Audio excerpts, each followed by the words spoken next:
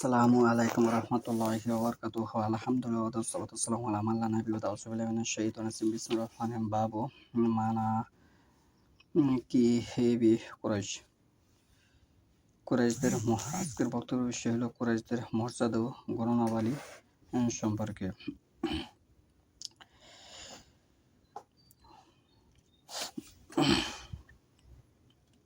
মুহাম্মদ ইবনু জুবাইর হতে বর্ণিত, তিনি বলেন, মুয়াইবা রাসূলুল্লাহর নিকট কুরাইশ প্রতিনিধিদের সাথে তার উপস্থিতিতে সংবাদ পৌঁছল যে আব্দুল্লাহ ইবনু আমর ইবনুল আস রাদিয়াল্লাহু বর্ণনা করেন, শীঘ্রই কাহতান বংশীয় জনৈক বাদশাহ আগমন ঘটবে। মুয়াইবা ক্রুদ্ধ হয়ে খুতবা দেওয়ার উদ্দেশ্যে দাঁড়িয়ে আল্লাহর যথাযোগ্য হাম এবং সানা প্রশংসা করলেন। পরে তিনি বললেন, আমি জানতে পেরেছি তোমাদের মধ্য থেকে কিছু লোক এমন সব কথাবার্তা বলতে শুরু করেছে যা আল্লাহর কিতাবে নেই এবং আল্লাহ রাসূল সাল্লাল্লাহু আলাইহি ওয়াসাল্লাম হতে বর্ণিত হয়নি। এরাই মূর্খ। এদের হতে সাবধান থাকো এবং এমন কাল্পনিক ধারণা হতে সতর্ক থাকো যা ধারণাকারীকে বিপথগামী করে।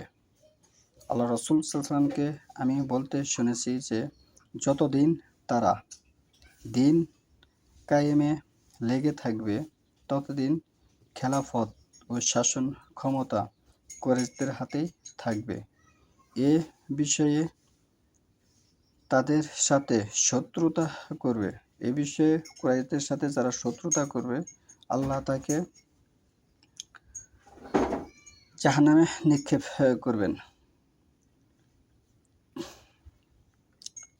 হাদিসটি হচ্ছে সহিহুল বুখারীর 3 নম্বর খণ্ড 3535 হাদিস নাম্বার হচ্ছে 3500 এখানে আরেকটি হাদিস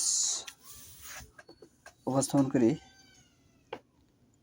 ইবনু উমর রাদিয়াল্লাহু আনহুমা আনিন নবী সাল্লাল্লাহু আলাইহি ওয়াসাল্লাম ক্বালা লা ইয়াসআলু হাযাল আমরু ফি কুরাইশ মা বাকিয়া মিনহুম ইসনাআনি। ইবনু উমর রাদিয়াল্লাহু হতে বর্ণিত, নবী সাল্লাম বলেন, এ বিষয়ে খেলাফত ও শাসন ক্ষমতা সর্বদাই কুরাইশদের হাতে থাকবে যতদিন তাদের দুজন লোক বেঁচে থাকবে। ইসনাআনি আরবি ভাষায় দুই বোঝানো হয়। যতদিন তাদের মাঝে দুজন লোক বেঁচে থাকবে খেলাফত ও শাসন ক্ষমতা সর্বদা তাদের হাতে থাকবে। কিন্তু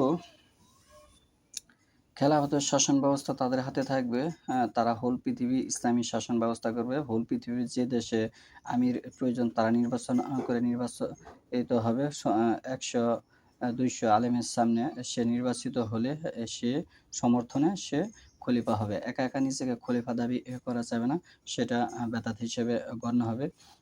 এবং এক দেশে দুইজন খলিফা কোনো সময় হতে পারে না। খলিফার অধীনস্থ মন্ত্রী এমপি এগুলো হতে পারবে, কিন্তু সে খলিফা হতে পারবে না। এক দেশে দুজন হতে পারবে না, এটা নিয়ম নেই। সেটা ইসলাম বিরোধী হবে, সেটা বেদাত হবে। যদি কেউ বেদাত করে তাহলে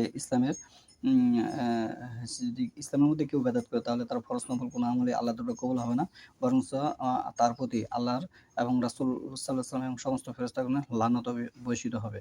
এবং ইসলামের বিষয়ে কোনো মত বাদ চলে না। যেভাবে কোরআন হাদিস আছে, সহিহ হাদিস আছে, সেভাবেই নির্দ্বিধায় মেনে নিতে হবে। যেমন সহিহুল বুখারী 3181-82 নম্বর হাদিসের বক্তব্য।